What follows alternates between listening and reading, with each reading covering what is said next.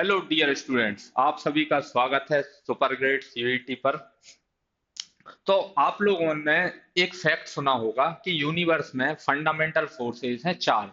लेकिन क्या आपको पता है कि सबसे ज्यादा जो फील्ड जो फोर्स या जो फील्ड हमारे डे टू डे लाइफ में हमें सबसे ज्यादा एक्सपीरियंस होती है, जैसे कि पुश हो, पुल हो, हम कोई फोर्स लगा रहे हो, या कोई भी कांटेक्ट फोर्स किसी भी वजह से अराइज हो रहा हो, जैसे कांटेक्ट फोर्स हम 11th क्लास की मैकेनिक्स में पढ़ते थे, नॉर्मल रिएक्शन है, फ्रिक्शन है, ये सारे फोर्स किस वजह से अराइज होते हैं? तो इनका रीजन है इलेक्ट्रोमैग्नेटिक फोर्स। या इसे इस तरह से भी बोल सकते हैं, ज्यादातर जो इलेक्ट्रोमैग्नेटिक फोर्स हैं उनमें से कई सारे फोर्स जो एटॉमिक लेवल पर लगते हैं वो होते हैं इलेक्ट्रोस्टैटिक फोर्स। ये किस तरह से अराइज होते हैं, क्यों ये सारे मैकेनिकल कांटेक्ट फोर्सेस इलेक्ट्रोस्टैटिक या इलेक्ट्रोमैग्नेटिक फोर्स हैं?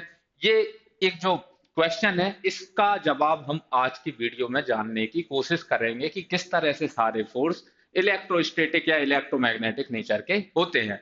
तो चलिए आज के लेक्चर को शुरू करते हैं। मेरा नाम है विवेक मोहन राजौरिया और हम आज पढ़ेंगे इलेक्ट्रिक फील्ड और इलेक्ट्रिक फ्लक्स, ये दो टॉपिक्स को। ठीक है बेटा, तो स्टार्ट करते हैं। इलेक्ट्रिक फील्ड क्या होता है इसी वीडियो में हम जानेंगे। जो हमने सबसे पहले एक क्वेश्चन या एक फैक्ट डिस्कस किया कि ये किस तरह से सारे के सारे इलेक्ट्रोमैग्नेटिक फोर्स हैं, इस क्वेश्चन का जो आंसर है वो, उसका जवाब हम इसी वीडियो में आगे बीच में कहीं तलाशेंगे। ठीक है, स्टार्ट करते हैं। तो इलेक्ट्रिक फील्ड क्या होता है? इलेक्ट्रिक फील्ड होता है a region around a charge particle, एक चार्ज पार्टिकल के चारों तरफ का एक रीजन जिसमें कि दूसरा चार्ज पार्टिकल एक फोर्स को एक्सपीरियंस करेगा। कोई भी चार्ज पार्टिकल है, उसके चारों तरफ एक रीजन बना हुआ होगा। इस रीजन में हम किसी दूसरे चार्ज पार्टिकल को लाकर रखेंगे तो उस पर एक फोर्स लगेगा, अट्रैक्टिव या रिपल्सिव, वो डिपेंड करता है दोनों चार्ज पार्टिकल किस टाइप के हैं। तो ये फोर्स जो लग रहा है, किस तरह का फोर्स है? कांटेक्ट फोर्स है क्या? तो नहीं है। जिस तरह से ग्रेविटेशनल फोर्स दो ऑब्जेक्ट्स के बीच नॉन कांटेक्ट फोर्स है, दूर दूर के ऑब्जेक्ट भी एक दूसरे को अट्रैक्ट कर सकते हैं, इसी तरह इलेक्ट्रिक फोर्स या इलेक्ट्रोस्टैटिक फोर्स जो है वो भी एक तरह का नॉन कांटेक्ट फोर्स है। इस नॉन कांटेक्ट फोर्स को, जो फोर्स विदाउट कांटेक्ट एराइज हो रहा है, इसे समझने के लिए हमें डिस्कस करना है इलेक्ट्रिक फील्ड को। तो इलेक्ट्रिक फील्ड होता क्या है? किसी भी चार्ज पार्टिकल के चारों तरफ का एक रीजन, चारों तरफ ये रीजन कहां तक जाता है? तो ये थोड़ा वीक होता जाता है, लेकिन ये जाता है इन्फिनिटी तक। तो इस रीजन में हम दूसरा चार्ज रखते हैं तो इस पर लगता है फोर्स, इसी रीजन को हम बोलते हैं इलेक्ट्रिक फील्ड। इसकी जरूरत क्यों पड़ी, तो इसे भी समझना है हमें। पहले हम देखते हैं इस इलेक्ट्रिक फील्ड को किस किस तरीके से और पढ़ा जा सकता है। हम इसे दो तरीकों से पढ़ते हैं। एक होता है स्केलर फंक्शन, जिसे हम बोलते हैं इलेक्ट्रिक पोटेंशियल, जो कि हमारा एनसीईआरटी का सेकंड चैप्टर है, इलेक्ट्रिक पोटेंशियल। और एक तरीका होता है इसी इलेक्ट्रिक फील्ड को डिफाइन करने का कि उसे हम वेक्टर फंक्शन के फॉर्म में पढ़ें। पोजीशन का वेक्टर फंक्शन, मतलब कि कोई चार्ज है तो उससे थोड़ी सी दूर पर जाके इलेक्ट्रिक फील्ड किस तरह से डिफाइन की जा सकती है, तो इस चीज को हम बोलते हैं इलेक्ट्रिक फील्ड इंटेंसिटी। और ये एक वेक्टर फंक्शन है पोजीशन का। इलेक्ट्रिक फील्ड को डिफाइन करने का एक तरीका है इलेक्ट्रिक फील्ड इंटेंसिटी, और एक दूसरा तरीका है इलेक्ट्रिक पोटेंशियल, जो कि होता है स्केलर फंक्शन पोजीशन का, जिसे हम आगे की क्लासेज में देखेंगे। तो इलेक्ट्रिक फील्ड इंटेंसिटी ये क्या होता है बेटा? इलेक्ट्रिक फील्ड इंटेंसिटी, सबसे पहले एक चीज और हम डिस्कस कर लें कि जो हम इलेक्ट्रिक फील्ड बोलते हैं, कई बार हम इलेक्ट्रिक फील्ड इंटेंसिटी को भी इलेक्ट्रिक फील्ड बोल देते हैं। जबकि एक्चुअल में होता क्या है, इलेक्ट्रिक फील्ड को हम दो तरीकों से डिफाइन कर सकते हैं। इलेक्ट्रिक पोटेंशियल भी पोजीशन पर डिपेंड करता है, इलेक्ट्रिक फील्ड इंटेंसिटी, ये दोनों ही चीजें पोजीशन पर डिपेंड करती हैं। इलेक्ट्रिक पोटेंशियल है स्केलर, इलेक्ट्रिक फील्ड इंटेंसिटी है वेक्टर। देखते हैं इलेक्ट्रिक फील्ड इंटेंसिटी क्या होता है। तो electric field intensity is defined as force on unit test charge पर लगने वाला फोर्स होती है electric field intensity. Test charge पर लगने वाला जो फोर्स होता है, यूनिट टेस्ट चार्ज पर लगने वाला, उसी को हम बोलते हैं इलेक्ट्रिक फील्ड। तो देखिए, मान लीजिए यहां पर एक कोई चार्ज है Q, और इससे R डिस्टेंस दूर पर मैंने एक टेस्ट चार्ज को पुट कर देता हूं, जिसका मैग्नीट्यूड है Q0। टेस्ट चार्ज पे का मैग्नीट्यूड टेस्ट चार्ज का मैग्नीट्यूड होता है बहुत ही नेग्लिजिबल अमाउंट का पॉजिटिव चार्ज। टेस्ट चार्ज पर बहुत ही थोड़ा सा पॉजिटिव चार्ज, बिल्कुल नेग्लिजिबल होता है।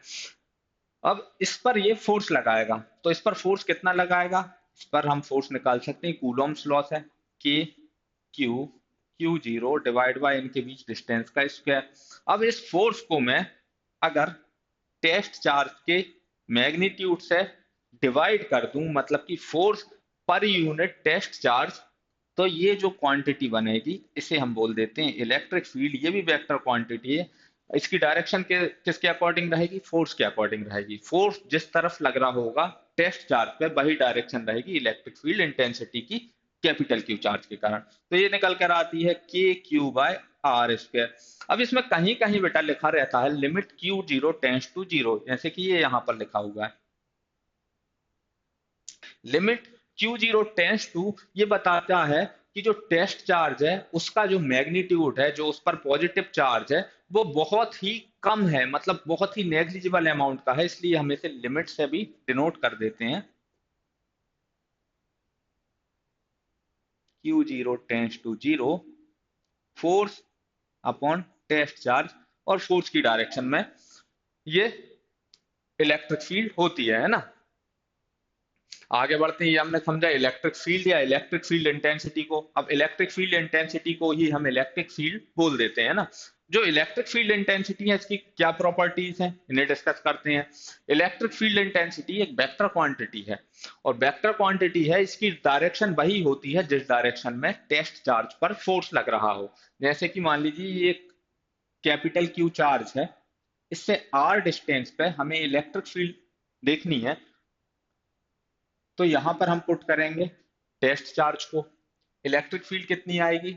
इलेक्ट्रिक फील्ड आएगी के क्यू बाय आर स्क्वायर। ये देखिए यहां पर सिर्फ क्यू वाला फैक्टर आ रहा है। जैसे फोर्स में हमें दो चार्ज की जरूरत पड़ती थी, लेकिन इलेक्ट्रिक फील्ड जो है स्ट्रेंथ बता रही है खुद चार्ज की, कि इसकी इंडिविजुअल लेवल पर क्या स्ट्रेंथ है, इसके चारों तरफ से किस तरह का फील्ड या रीजन डेवलप करेगी जिसमें कि दूसरा चार्ज एक फोर्स को एक्सपीरियंस करेगा। तो ये अपने आप में एक इंडिपेंडेंट क्वालिटी हो जाती है खुद एक चार्ज की। जैसे कि फोर्स देखना है तो दो चार्ज की जरूरत है, लेकिन दूसरा चार्ज लाने से पहले हम इसकी स्ट्रेंथ देख लेते हैं कि इसके रीजन में दूसरा चार्ज को रखेंगे तो ये क्या कंट्रीब्यूशन करेगा उस चार्ज पर फोर्स लगाने में। इसकी डायरेक्शन जो आर कैप रहेगी वो रहेगी इस टेस्ट चार्ज पे किस तरह से फोर्स लगता है। अगर ये पॉजिटिव चार्ज है तो टेस्ट चार्ज को रिपल्स करेगा, अगर ये नेगेटिव चार्ज होता तो टेस्ट चार्ज को ये अपनी तरफ अट्रैक्ट करता। इस तरह से हम डायरेक्शन देख सकते हैं। इस बार डायरेक्शन इसकी इस तरफ है, कहां तक जाएगी? तो ये इस पर जो इलेक्ट्रिक फील्ड है फोर्स लगा रही है, और फोर्स कब तक लगाएगी? इनफाइनाइट डिस्टेंस तक। फोर्स डिस्टेंस के साथ कम भी होता जाएगा। क्यों कम होता जाएगा? क्योंकि फोर्स या फील्ड दोनों की बात करें तो दोनों ही आर के स्क्वायर के एंटी प्रोपोर्शनल है, लेकिन फोर्स लगेगा इन्फिनिटी तक। तो ग्रेविटेशनल फोर्स और इलेक्ट्रोस्टैटिक फोर्स, ये दोनों ही इन दोनों ही फोर्सेस की रेंज होती है इनफाइनाइट, जो कि यहां से दिख रहा है 1/r², है ना। इसके बाद इसकी यूनिट की बात करें तो इसकी यूनिट क्या होगी? इसे हमने निकाला कहां से था? इसे हमने निकाला था फोर्स पर यूनिट टेस्ट चार्ज। ये इलेक्ट्रिक फील्ड थी, तो फोर्स की यूनिट होती है न्यूटन, और टेस्ट चार्ज कोई सा भी चार्ज हो, टेस्ट चार्ज पे भले negligible amount of positive charge है तो चार्ज की यूनिट होती है कूलम। तो इलेक्ट्रिक फील्ड की यूनिट होती है न्यूटन पर कूलम। इसे स्केलर फॉर्म में हम इस तरह से भी लिख देते हैं, और इसी चीज को हम कोई दूसरा चार्ज रख लें टेस्ट चार्ज की जगह, तो एक नॉर्मल सा फॉर्मूला ये बन जाता है जो कि यहाँ पर लिखा हुआ है। अब इस फॉर्मूले का क्या सिग्निफिकेंस है, थोड़ा सा इसे समझ लेते हैं हम। तो देखिए, अभी तक हम कूलोम्स लॉ में पढ़ते थे दो चार्ज के बीच लगने वाला फोर्स किस तरह से निकाला जा सकता है। तो फोर्स होता है दो चार्जेस के बीच के, अगर दोनों वैक्यूम में रखे हैं तो Q1 Q2/r²। अब इसी फोर्स को हम, ये दो चार्ज मान लीजिए Q1 है और ये है Q2, दूसरी तरीके से भी डिफाइन कर सकते हैं। इसे इस तरह से डिफाइन कर सकते हैं कि इस चार्ज के कारण इस तरह से जो फील्ड बन रही है इसके चारों तरफ, ये फील्ड यहां तक जा रही है, तो ये फील्ड की इस पॉइंट पर स्ट्रेंथ क्या है? तो इस चार्ज के कारण इस पॉइंट पे स्ट्रेंथ, ये पॉइंट है कितना दूर इससे, आर डिस्टेंस पर है, तो ई हो जाएगी के Q1 divide by are square. ये आ गई इलेक्ट्रिक फील्ड। इस पर फोर्स कितना लग रहा होगा, तो ये किस इलेक्ट्रिक फील्ड में रखा हुआ है, इस पर लगने वाला फोर्स Q2 पर लगने वाला फोर्स रहेगा Q2 इंटू ये जिस फील्ड में रखा हुआ है, किसकी फील्ड में रखा हुआ है, E1 फील्ड, जो कि Q1 चार्ज से बन रही है। तो फोर्स सेम मिल गया हमें। इस तरह से भी फोर्स को कैलकुलेट किया जा सकता है, या फिर इसका अपोजिट तरीके से भी हम काम कर सकते थे, इसकी फील्ड बना लेते और इसे मान लेते ये इसके रीजन में रखा हुआ है। तो ये इलेक्ट्रिक फील्ड से हम किसी चार्ज पर लगने वाला फोर्स भी निकाल सकते हैं कि कोई चार्ज किसी इलेक्ट्रिक फील्ड में रखा हुआ है। अभी तक तो हम दो चार्ज का देखा कि एक चार्ज यहाँ दूसरा यहाँ, इनके बीच डिस्टेंस, कूलॉम्स लॉ से भी फोर्स निकाल सकते हैं और इलेक्ट्रिक फील्ड के कॉन्सेप्ट से भी। कहीं कहीं इलेक्ट्रिक फील्ड मान लीजिए यूनिफॉर्म होगी, किसी दूसरी चीज से अराइज हो रही है, उस फील्ड के किसी पॉइंट पर अगर कोई चार्ज पार्टिकल रखा हुआ है तो उस पर कितना फोर्स लगेगा वो हमें मिलेगा इस फॉर्मूले से। एक और पॉइंट क्या लिखा हुआ है यहाँ, it obvious the superposition principle.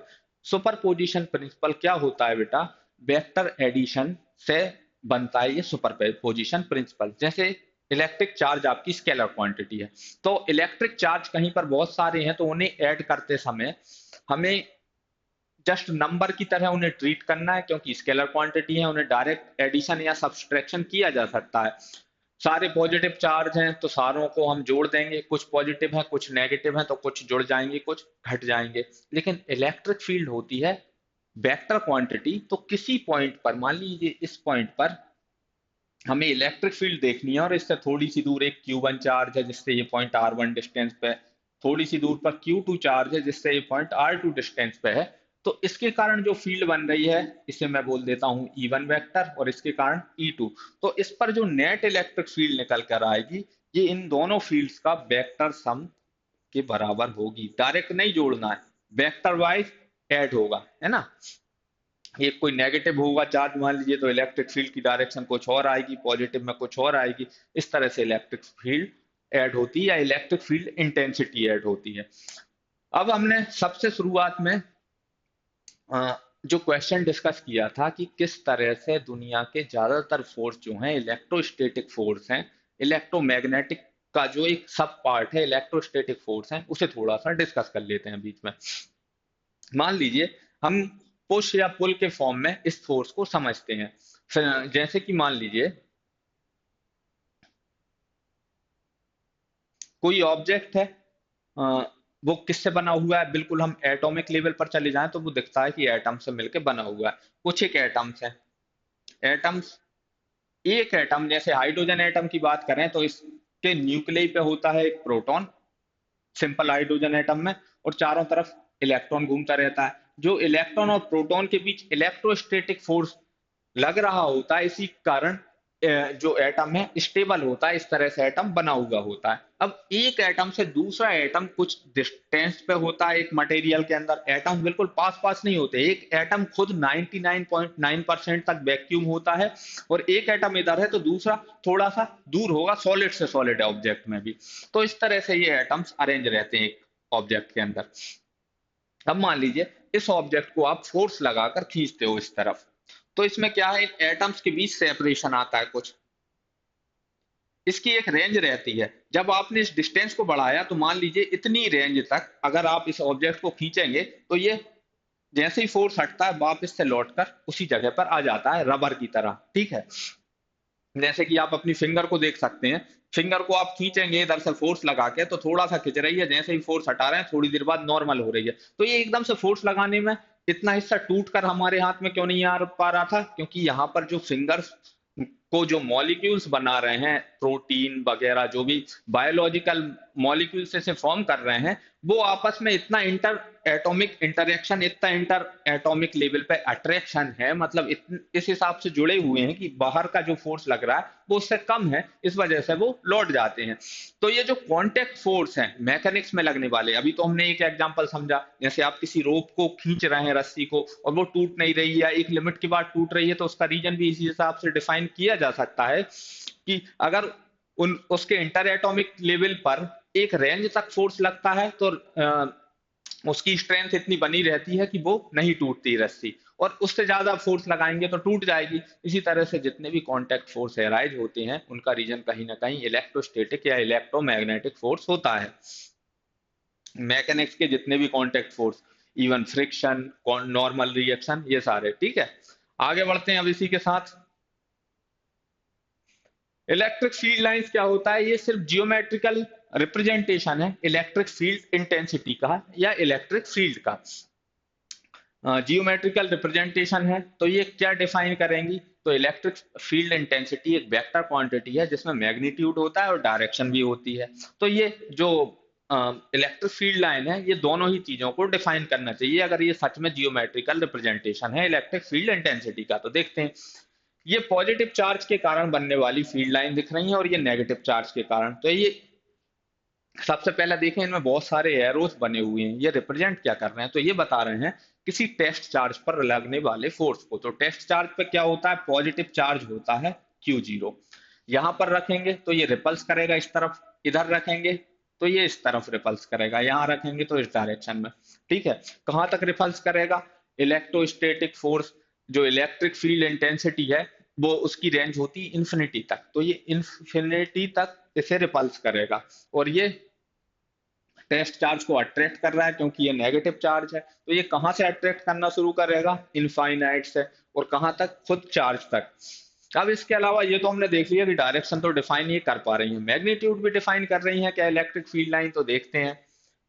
मान लीजिए ये जो चार्ज है इसके सेंटर से मैंने यहां तक r डिस्टेंस पर कोई टेस्ट चार्ज रखा, इस पॉइंट पे भी r डिस्टेंस है। अगर सेम रेडियस का मैं एक सर्कल ड्रॉ कर लूं तो ये इस सरकमफेरेंस पे इसके सेंटर से यहां तक हमेशा r डिस्टेंस मिल रही है, मतलब इतने पूरे में जो इलेक्ट्रिक फील्ड इंटेंसिटी आएगी वो सेम रहेगी क्योंकि 1/r² होती है, डिस्टेंस सेम है। तो यहां पर कुछ और डिस्टेंस है, यहां पर डिस्टेंस बढ़ गई है, तो ये वाला जो सर्कल है इसके सरकमफेरेंस पे के हर एक पॉइंट पे इलेक्ट्रिक फील्ड इंटेंसिटी की वैल्यू कांस्टेंट होगी, लेकिन इससे डिफरेंट होगी, कम होगी या ज्यादा होगी। तो ये देखिए ये वाली जो रेडियस है इस रेडियस से ज्यादा है, और इलेक्ट्रिक फील्ड इंटेंसिटी रेडियस के एंटी प्रोपोर्शनल होती है, तो यहाँ पर इंटेंसिटी कम है। इसे हम यहाँ देख किस तरह से सकते हैं? तो देखिए अंदर वाला जो सर्कल है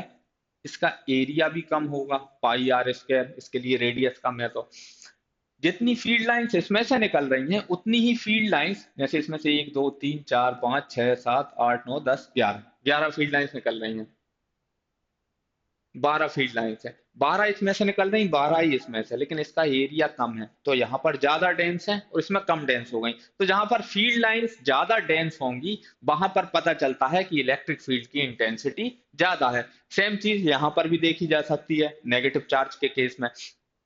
तो हमने देखा है इलेक्ट्रिक फील्ड लाइंस जो है इलेक्ट्रिक फील्ड की डायरेक्शन को भी, इलेक्ट्रिक फील्ड इंटेंसिटी की डायरेक्शन को भी रिप्रेजेंट करती हैं और साथ ही साथ मैग्नीट्यूड को भी।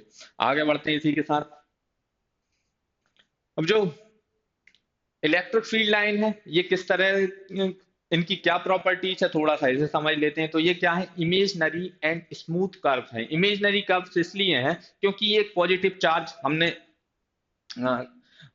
एक पॉजिटिव चार्ज बनाया, जैसे 1 कूलम लिख लिया बोर्ड पर कहीं पर भी।